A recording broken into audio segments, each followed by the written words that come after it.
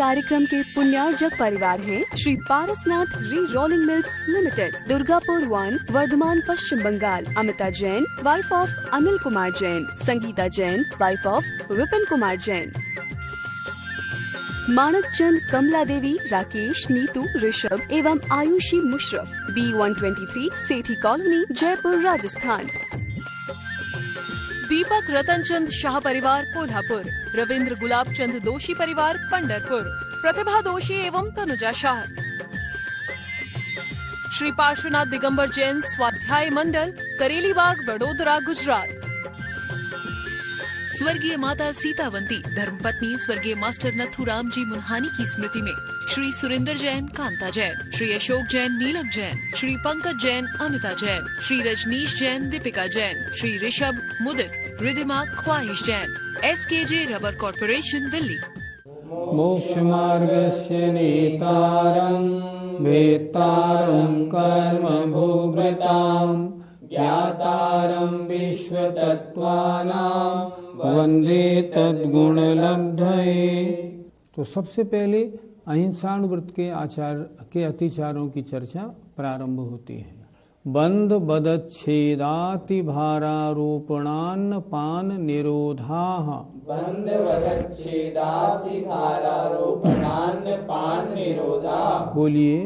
बंध बदच्छेदाति भारारोपणान्न पान निरोधाः। बंध श्रावक है, घर में गाय भैंस बांध रखे हैं, उन्हें इतने कस के न बांधे। बंध माने उन्हें इतने कस के न बांधे जो वे इच्छानुसार गमन भी न कर सकें। उनकी गर्दन नीचे कस के ऐसे बांधे जिससे पीड़ा हो, ये पहला अतिचार है, बंध। सूत्र बहुत स्पष्ट है। दूसरा अतिचार है बध। बध का मतलब उनको डंडे से, चाबुक आदि से मारना। सामने वाले को कितनी पीड़ा होती है, अगर ऐसा करता है ना तो अहिंसाव्रत में दोष लगता है, अतिचार लगता है। छेद, उनके नाक आदि को छेदना, उसमें रस्सी लगानी है। क्या करेंगे? उनमें छेद करना है। व्रती ऐसा काम नहीं करेगा, अगर करता है तो उसके अहिंसाव्रत में दोष लगता है। बहुत पीड़ा का काम है ये। अति भारारोपण, जितना वजन लादना चाहिए उससे ज्यादा वजन लादना। जितना काम लेना चाहिए उससे ज्यादा काम लेना अति भारारोपण है। इसमें भी सामने वाले को पीड़ा बहुत होती है। हिंसा इसी का नाम तो है, सामने वाले किसी को दुख देना, इसका नाम हिंसा। और अन्न पान निरोध, अर्थात समय पर उसे खाना या पानी नहीं देना, उसका निरोध माने रुकावट करना। इससे भी उस जीव को बहुत पीड़ा का अनुभव होता है। फिर एक बार देखें, अहिंसाव्रत के 5 अतिचार कहे हैं। पहला अतिचार बंध, उस जानवर आदि को कस के बांधना ताकि उसके गर्दन आदि में पीड़ा हो जाए, इच्छानुसार गमन न कर सके, अगर आग लग जाए तो अपनी जान भी न बचा सके। वध, वध माने चाबुक कौड़े आदि से मारना। छेद, नाक कान आदि का छेदना। अति भारारोपण, जितना भार लादना चाहिए उससे ज्यादा भार लादना। और अन्न पान निरोध, समय पर खाने पीना ना देना, उसकी रुकावट करना। सामने वाला जो भी है वो भूख और प्यास से बहुत दुखी है, लेकिन न देना, इससे भी हिंसा लगती है। अतः ये 5 कार्य अहिंसाव्रत के अतिचार हैं। ये अतिचार जो आपने बताए हुए हैं, ये अतिचार पशुओं पर लागू होते हैं या पुरुषों पर भी होते हैं? ये पशुओं पर तो होते ही हैं, मनुष्यों पर भी होते हैं। कैसे होंगे? जैसे बंध, किसी को अपने गांव जाना है, गांव में किसी की डेथ हो गई है या कोई खास बात है, मैं नहीं जाने दूंगा, पहले मेरा सारा काम निपटाओ तब जाने दूंगा, उससे पहले नहीं जा सकते हो। बंध, उससे उसे कितनी पीड़ा होगी। मान लो घर में नौकर है, काम ठीक नहीं किया, आपने उसकी पिटाई कर दी तो भी तो अतिचार होगा। अतिभारारोपण, मान लीजिए 2 नौकर थे, एक नौकर चला गया, अब दूसरे नौकर से आपने कह दिया वो नौकर चला गया है, 4 दिन छुट्टी पे है, सारा काम तुम्हें निपटाना है। मालिक इतना काम मैं नहीं निपटा पाऊंगा। निपटाओगे कैसे? नहीं, हम थोड़ी करेंगे तुम्हारा काम, सारा काम निपटाओ। उस पर अतिभारारोपण कर देना।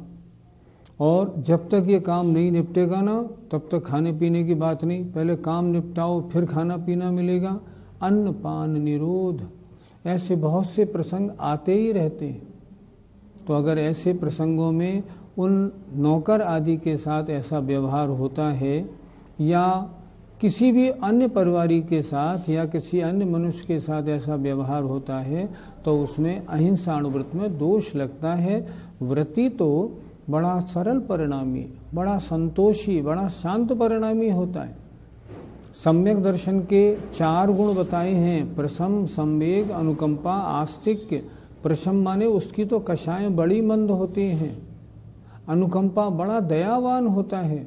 ये 5 तो निर्दयी के चिन्ह हैं। ये निर्दयी के चिन्ह व्रती में नहीं होते। आचार्यों ने उसकी लेशा पीत पद्म शुक्ल लिखी है। कृष्णनील कापो 3 लेशा तो व्रती के होती ही नहीं। तो जिनके 3 लेशा नहीं हैं उनके ऐसे परिणाम कैसे हो सकते हैं? फिर भी अगर क्वचित कदाचित भी होते हैं तो वे अतिचार माने जाते हैं। अगर व्रती अपने शुद्ध दूध आदि के लिए जानवरों को पालता है तो उसको बांध के ही रखना पड़ेगा, तो कैसे काम बनेगा? शास्त्रों में, श्रावकाचारों में इस बारे में बहुत अच्छी अच्छी चर्चाएं लिखी है। उन्होंने लिखा है यदि व्रती गाय भैंस आदि पाले तो उनका एक बाड़ा बनाए, बाड़े में गेट बंद करे लेकिन जानवरों को खुला रखे, बांधे ही नहीं। उन्होंने लिखा है श्रावक को शुद्ध दूध चाहिए, दूध शुद्ध घी चाहिए, कैसे मिलेगा? मिलेगा जानवर बांधे, पर बांधे नहीं। जानवर रखेगा तो सही, बांधेगा नहीं, खुले में रखे। अच्छा, ऐसा खुले में नहीं रख सके, अगर ऐसा बाड़ा नहीं हो तो उसकी रस्सी 10-20 गज लंबी हो ताकि वो कहीं जाए तो नहीं लेकिन इच्छानुसार गमन कर सके। इतना हल्का बंधन हो।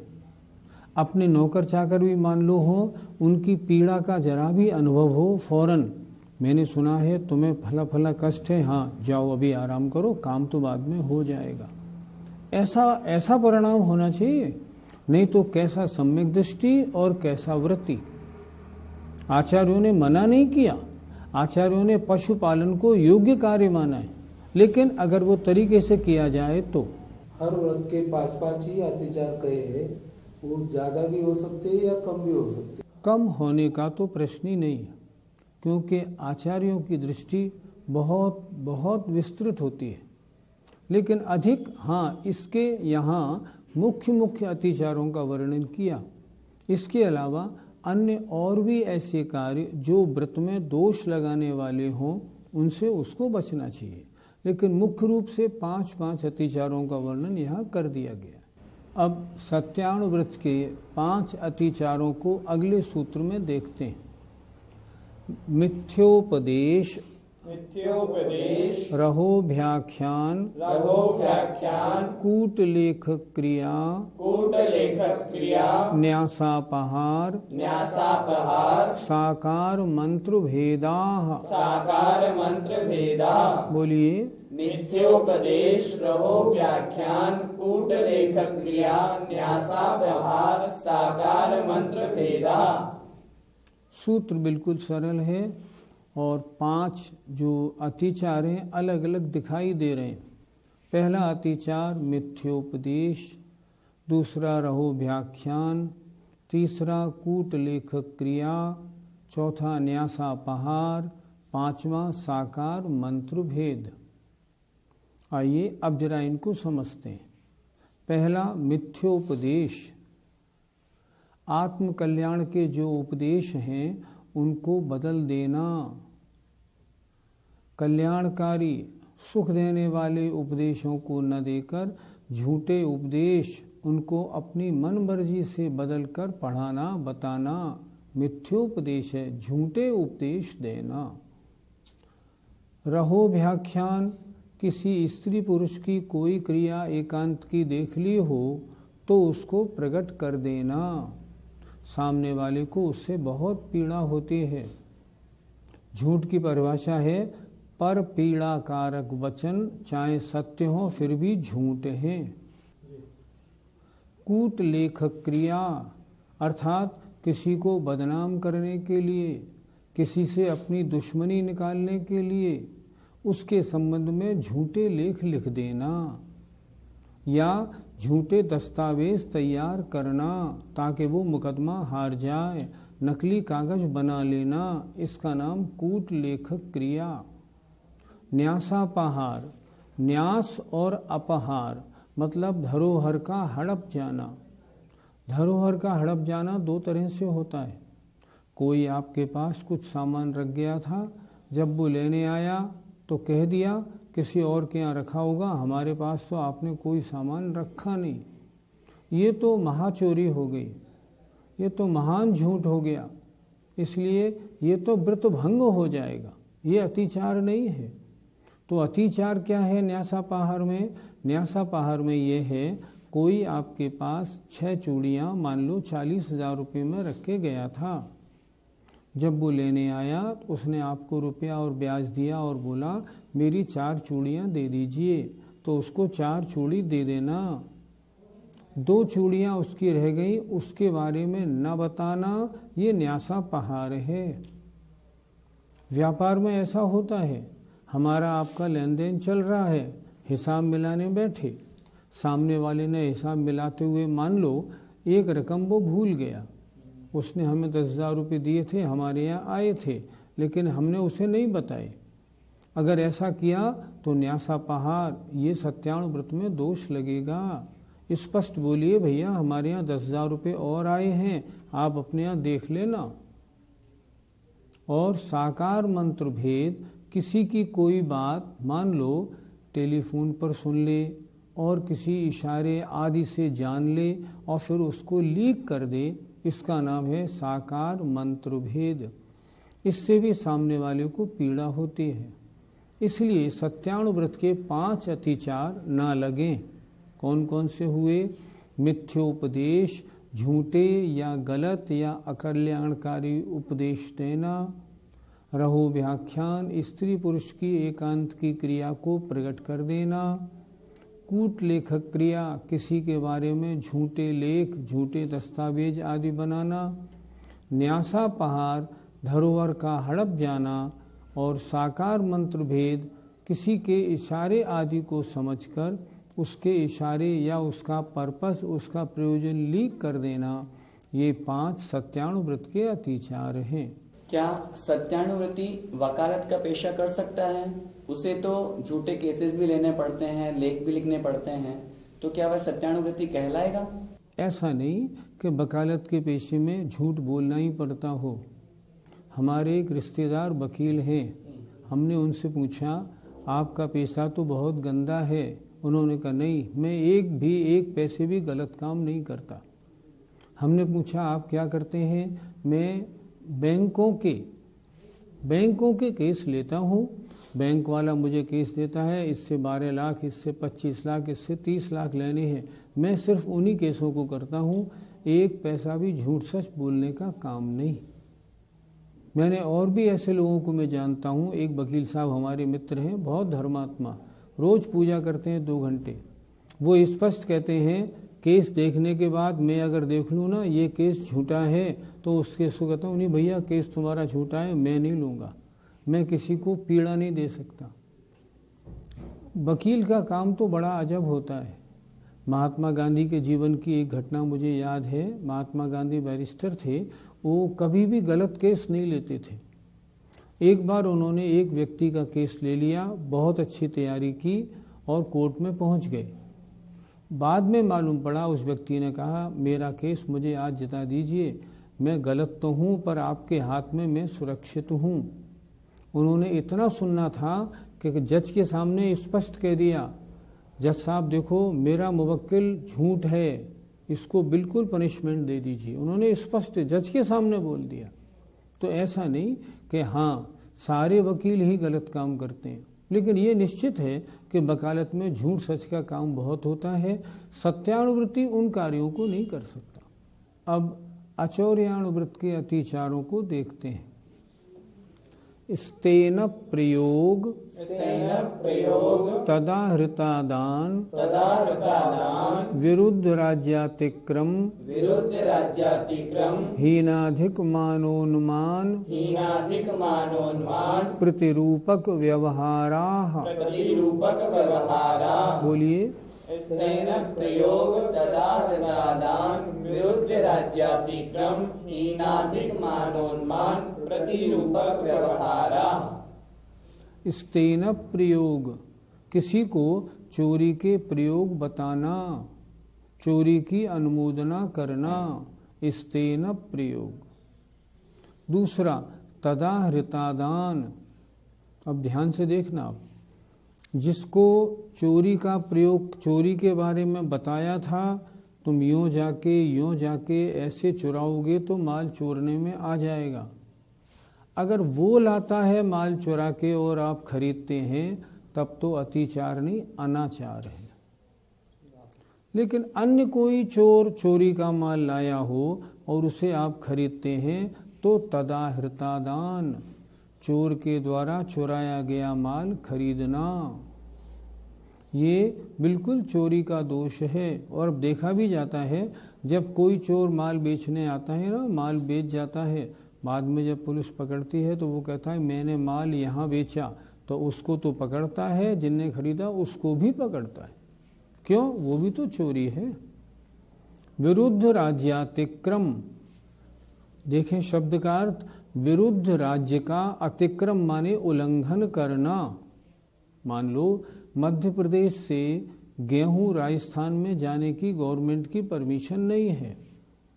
अगर हम चोरी छिपे मध्य प्रदेश से गेहूं राजस्थान में भेजते हैं तो विरुद्ध राज्यातिक्रम कहलाएगा। जहां राज्य ने बंधन लगाया हुआ था, आपने उसका उल्लंघन क्यों किया? सरकार ने जो टैक्स आदि लगा रखे हैं, उन टैक्स आदि का अगर हम पेमेंट ना करें, कुछ का कुछ लिख दें ताकि कम देना पड़ जाए, ये सब चोरी है।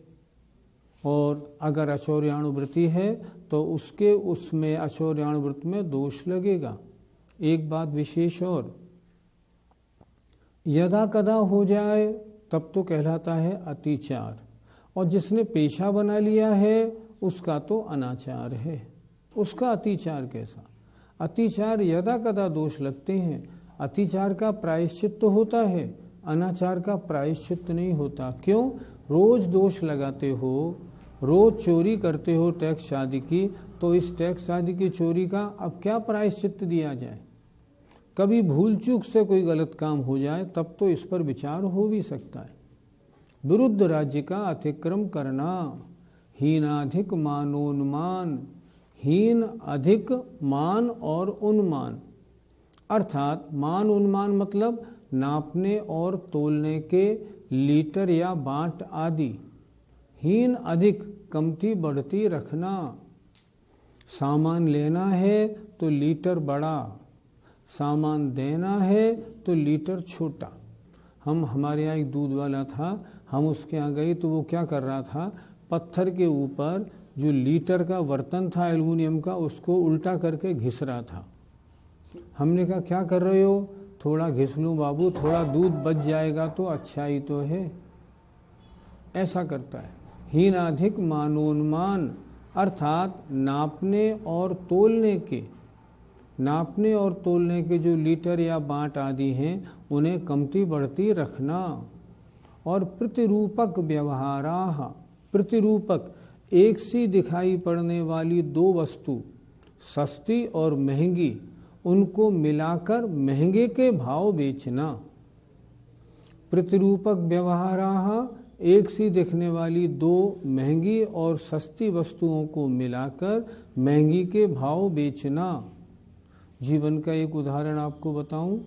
एक बच्ची के लिए तोड़िए खरीदने थे। एक अफसर ने कहा था चांदी के तोड़िए लाके दे देना। अपने एक रिश्तेदार तोड़िए बेचने का काम करते थे। मैं उनके पास स्वयं गया। मैंने उनसे कहा बच्ची के 2 तोड़िए दे दो। उन्होंने मुझे दिए। मैंने कहा बिल्कुल शुद्ध चांदी के देना। उन्होंने कहा आपसे मैं कोई गलत काम कर सकता हूँ क्या? बिल्कुल शुद्ध चांदी के दे रहा हूँ। 90-95% चांदी होगी, थोड़ी बहुत तो मिलावट बिना तो होता नहीं ना काम। मैंने कहा ठीक। मैंने वहाँ से तोड़ियाँ लिए और उन साहब के यहाँ दे दिए। मैंने कहा, उन्होंने मुझसे कहा था चांदी वाले से आप सामान ठीक ले आएंगे। मैंने उनको दे दिए। करीब 10-12 दिन हुए होंगे। उन्होंने मुझे फ़ोन पे बुला के कहा आप तो कह रहे थे शुद्ध चांदी के हैं, ये तो प्योर गिलट है। बहुत दुख हुआ। उस दिन से एक बार इतना दुख हुआ कि उनकी दुकान नहीं, उनसे बोलचाल करने में भी मुझे झिझक हुई। प्रतिरूपक व्यवहार, ये तो इन्होंने अनाचार कर दिया। 2 वस्तु मिला के और महंगी के हिसाब से बेचने की बजाय आप गिलट बेचते हो, सगे आदमी को बेचते हो और चांदी कह के बेचते हो। कितना अन्याय है। तो ये आचौर्यानुव्रत के अतिचार हैं। एक बार फिर समझें। इस्तेन प्रयोग, किसी को चोरी के उपाय बताना। तदा हृता दान, जिसको चोरी का उपाय बताया था उससे नहीं, पर अन्य किसी और चोर से चोरी का माल खरीदना। जिनका चोरी के माल खरीदने का व्यापार है उनके तो आचौर्यानुव्रत होने का प्रश्न ही नहीं, लेकिन भूल चूक से कभी लेने में आ जाए तो भी दोष होगा। विरुद्ध राज्यातिक्रम, विरुद्ध राज्य का उल्लंघन करना, अर्थात राज्य के नियमों को नहीं मानना। हीनाधिक मानोन्मान, तोलने और नापने के लीटर या बांट आदि कमती बढ़ती रखना। और प्रतिरूपक व्यवहार, अर्थात एक सी रूप रंग में दिखने वाली 2 वस्तुओं को मिलाकर और असली के भाव बेचना, महंगी के भाव बेचना। अगर आपने चांदी का कोई सामान बनाया और उसमें मान लो 50% चांदी है और 50% मिलावट, तो आप ये कह के बेचिए कि इसमें 50% चांदी 50% मिलावट है, तब तो ठीक है। अगर आप उसको 60-70 कह के बेचते हैं तब उसमें आचौर्यानुव्रत में दोष लगता है। इस प्रकार आचौर्यानुव्रत के 5 अतिचार हुए। आजकल तो पंडित जी टैक्स की चोरी सभी करते हैं। बिना टैक्स चोरी किए तो व्यापार हो नहीं सकता, फिर हम क्या करें? ऐसा मत कहिए कि बिना टैक्स की चोरी के व्यापार होता नहीं। मैं ऐसे बहुत लोगों को जानता हूँ जिन्होंने ऐसे व्यापार रख रखे हैं, 1 पैसा भी टैक्स की चोरी नहीं होती और बड़े आनंद की नींद सोते हैं। ऐसा नहीं कि टैक्स की चोरी करनी पड़े। टैक्स की चोरी कहाँ की जाती है? जहाँ ज़्यादा आमदनी करनी हो। गवर्नमेंट ने इनकम टैक्स वगैरह के कानून इतने लिबरल बना दिए हैं अब कि उनमें ज़्यादा टैक्स की रेट भी नहीं है, छूट भी बहुत है। लेकिन आप चाहते हैं कि टैक्स देना ही नहीं पड़े और सारा का सारा मेरे घर में रह जाए। अगर ऐसा है ना, ये तो गलत है। ऐसा नहीं होना चाहिए। आपको ऐसा व्यापार चुनना चाहिए जिसमें टैक्स चोरी की नौबत न हो। आज भी ऐसे बहुत सारे व्यापार हैं, आप उसमें दुकान में एंटर होइए, सारा माल 1 नंबर से मिलता है। टैक्स की चोरी का कोई सवाल नहीं। चाहिए क्या? ईमानदारी से जितना पैसा मिले उसमें हम संतोष करना सीखें। हमें संतोष नहीं होता, हमारी तृष्णा बहुत है, तो हम क्या करते हैं? टैक्स की चोरी करते हैं। बिल्कुल गलत है। टैक्स की चोरी करना चोरी ही है। आप सोचिए, जो टैक्स की चोरी करते हैं उनका दिल हमेशा धड़कता रहता है। दरवाजे पे आके कोई जीप रुके, कोई गाड़ी रुके तो क्या होता है? धड़कन बढ़ जाती है। कौन आया, क्या आया, पुलिस क्यों आई, क्या हुआ? हम एक घटना आगरे की बताते हैं। आगरे में एक सज्जन थे, वो सोने चांदी की मोतियाबिंद वाली, मोतियों वाली जंजीर बनाने का काम करते थे। उन्होंने बहुत रुपया कमाया। इत्तेफाक की बात, सुबह दरवाजे पे घंटी बजी। वो सज्जन सेठ साहब खुद जो थे वो उठे, उन्होंने गेट खोला।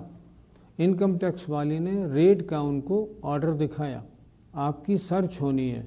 ऑर्डर देखते ही वो गिर पड़े और उनका हार्ट फेल हो गया। इतना क्यों कमाना? कम कमाने में संतोष क्यों नहीं रखते? ज्यादा जिसको तृष्णा है, ज्यादा हाय हाय है, वही ज्यादा चोरी करता है। जय जिनेंद्र।